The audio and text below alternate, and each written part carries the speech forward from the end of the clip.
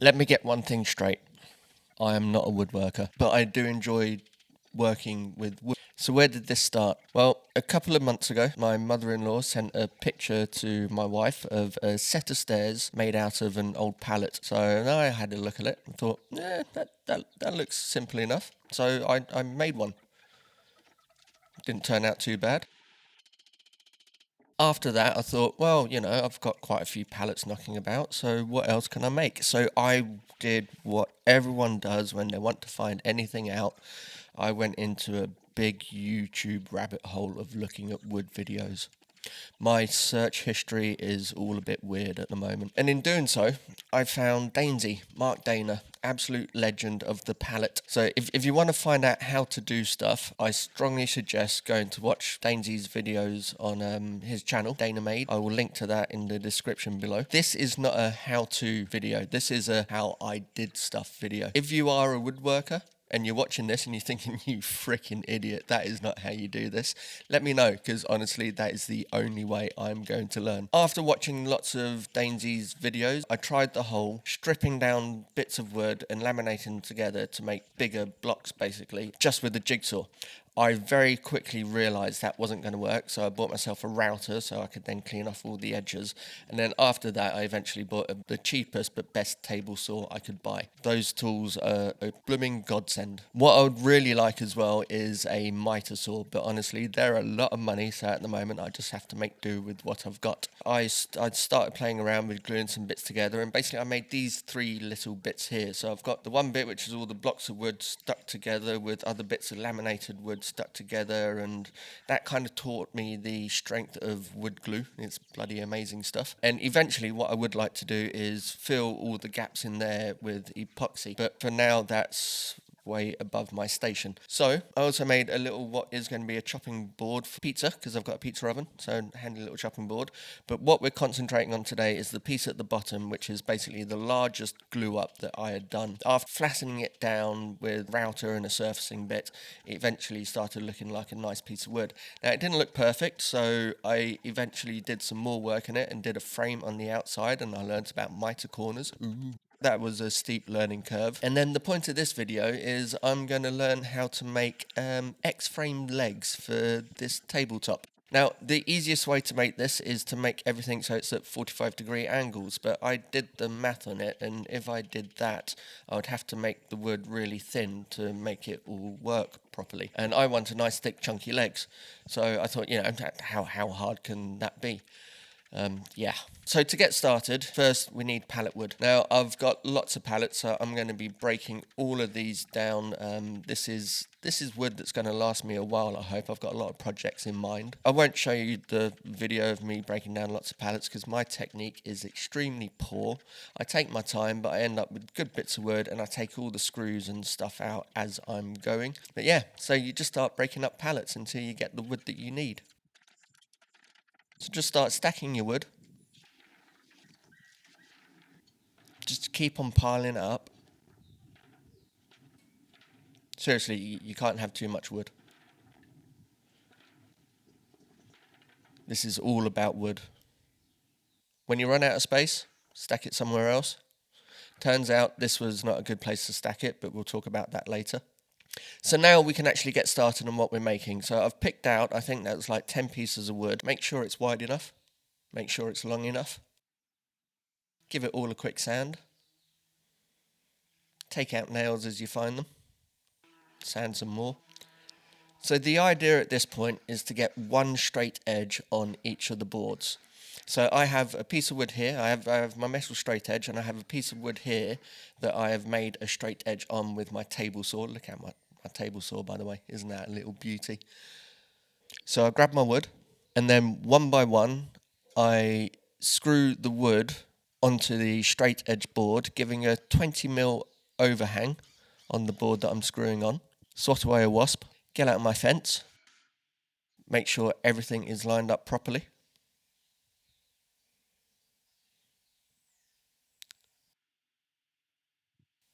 Swat away another wasp, set the blade to the right height,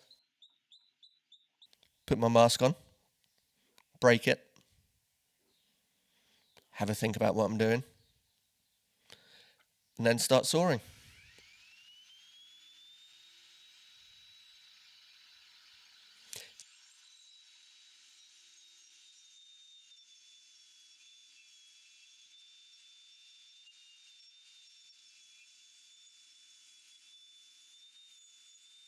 Unscrew the board, make sure it's straight. Happy with that.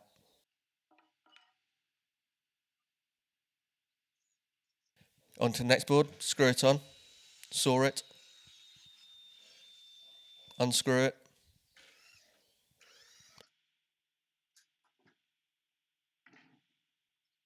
pull my shorts up,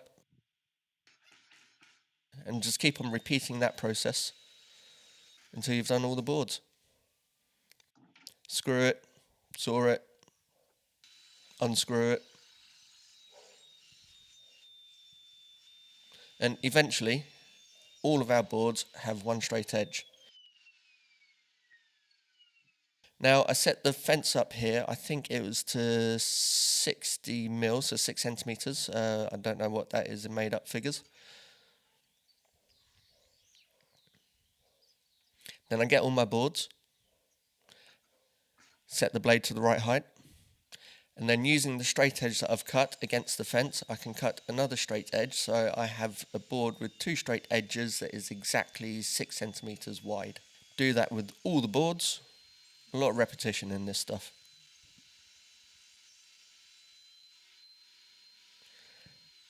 Now give everything a measure, and this is when I have to work out what I'm doing.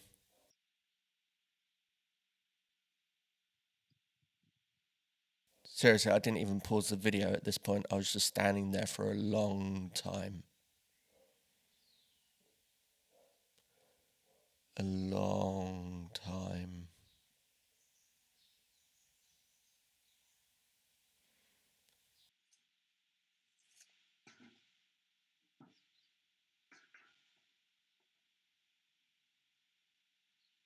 Until eventually, I just walk off. So first thing to do is to laminate my 2 pieces together. Now I'm going to make this in 2 pieces, and each piece is going to be cut in half to make each X-framed leg. So first we grab some clamps, grab some glue, get our boards, line them up the way we want them, and then we start gluing. Now my gluing technique is terrible because I'm still new at this, so don't watch this too closely, but this is the general idea. Get some glue on your wood, spread it out, get some more glue on your wood because you didn't put enough on in the first place, spread it out some more, get some more glue on the wood, spread it out some more, and then we finally stick together. Now we work on the second piece that we're making because we're going to clamp them both together. Got a bit better the second time with the gluing, but still not great. And then we clamp. Now I've only got the 4 clamps. I bought these especially for this. It's good enough. Give it all a tap with a hammer. Make sure it's nice and flat. Tighten up the clamps a bit more. Give it another tap. Get rid of the excess glue on both sides. And then the next day, we have these 2 beautiful pieces of wood. Now, just check the thickness of them. Have a think about what I'm doing. And this is the idea that I eventually came up with. So instead of working out all the math and not having a miter saw to be able to work out the angles, I know the height and the width of what I want the X-frame legs to be. So I cut a piece of wood to those dimensions, and then using the wood that I've made, I draw out the template on a piece of wood. Simples. And then I can use that template to mark onto the wood where I want to cut. Now, annoyingly, all I've got is this terrible miter jig that came with the table saw, which doesn't have angles on it anyway. So I have to eyeball this to try and get it as spot on as possible. So first, set the blade to the right height.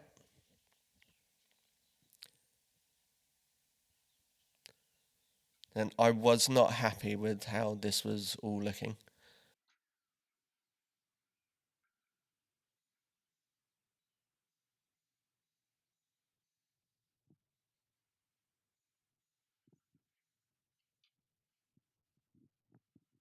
So I tried swapping to the other side, get the fence out of the way, look at it for a bit longer,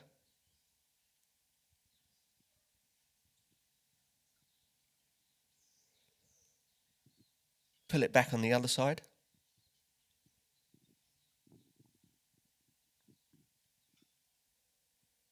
think about it for a bit longer,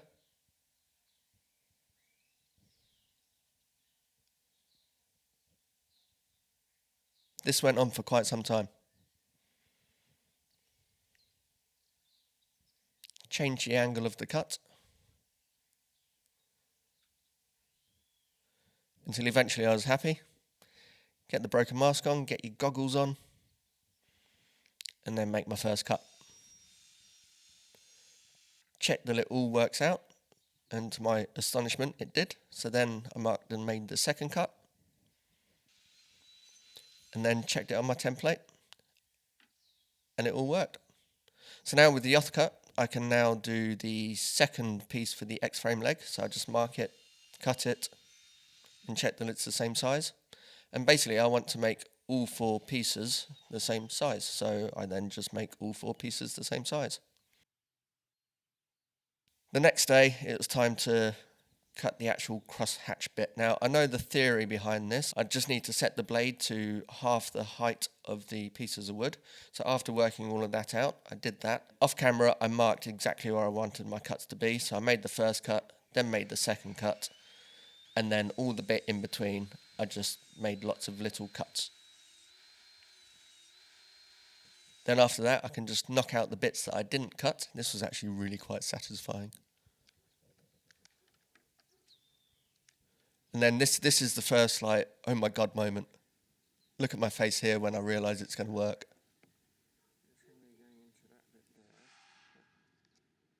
Look at that. I'm so happy. I did not have any faith in this at all. So yeah, I was quite shocked. But yeah, excitement over. Time to work on the next bit. Do all my little cuts. Knock all the little bits out. Give it all a chisel to make it nice and smooth. And then for the first time, put them both together. And they just slot in. They just hammer in.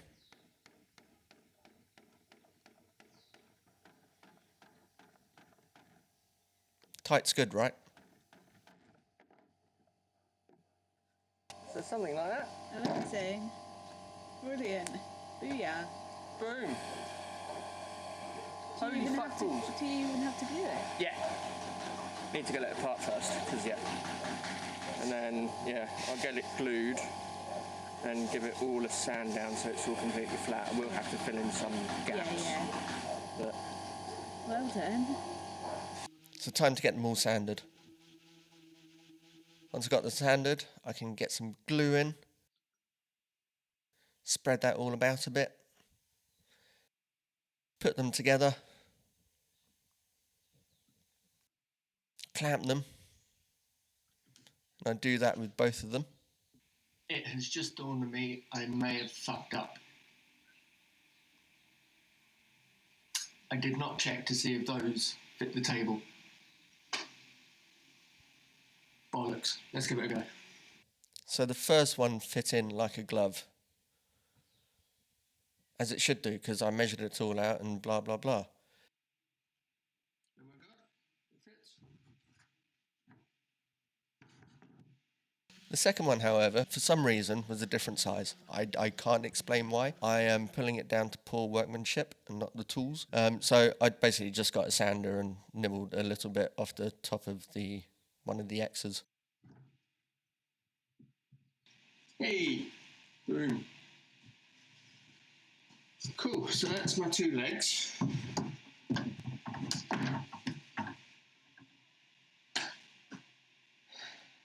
Now I just need to wait for the glue to dry and then work out how I'm going to attach these to that. So my idea is basically to get some bits of wood that I can then cut the angles to and wedge them into the top of the X's, and then through those I can do some bolts, and on the underneath of the table I can do some threaded inserts. So after a bit of sawing and blah blah blah, I made those. So then I take the table out, position the X's where I want them to be.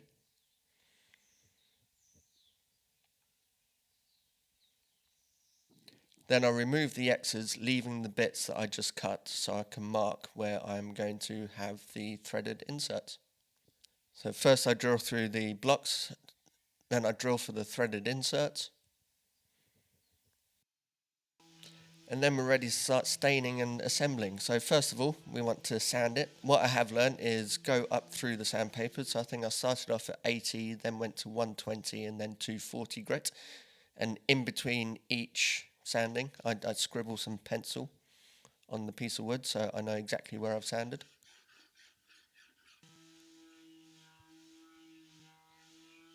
Then I give everything a good vacuum because we don't want any dust anywhere.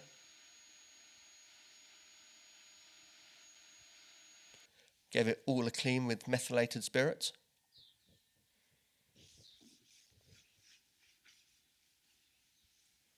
And while that was drying, I sat down, had some lunch with Pooch.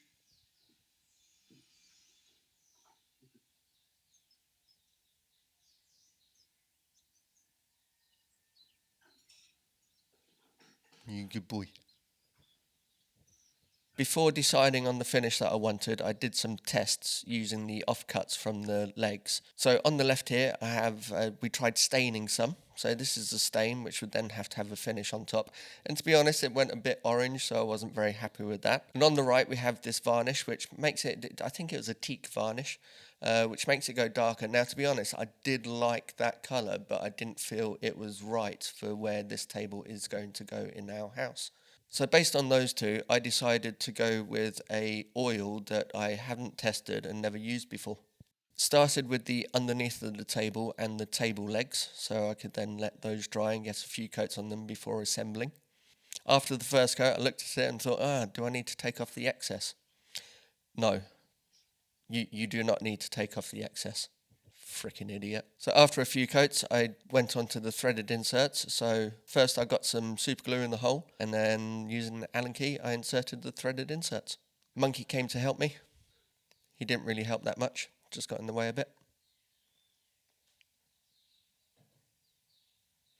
So using a bolt and is it a bolt or is it a nut? No, it's a bolt. Yeah, using a bolt and a washer through the two holes that I'd already made, lined it all up, and then tightened it all up. Did the second leg, and then just like that, I've made a freaking table. So now it's time to get started on the varnish. Now it's time to get started on the oil on the top. So this is the first coat going on.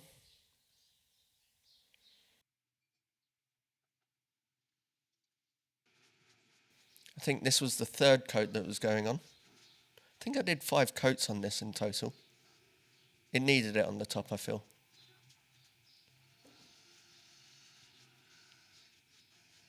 But yeah, kept on doing that throughout the night.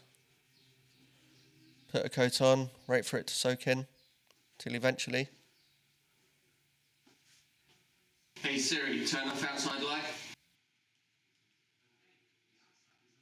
We had a table. Now I'm quite happy with this. This is the first kind of proper looking coffee table that I've ever made. So I'm very happy with it. I'm going to carry on making stuff. I might carry on filming it. I don't know yet. But yeah, if you've stuck around this far in the video, you need to get out more.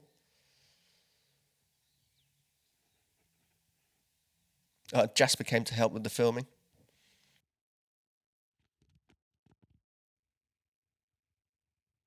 Thanks for watching. See you soon.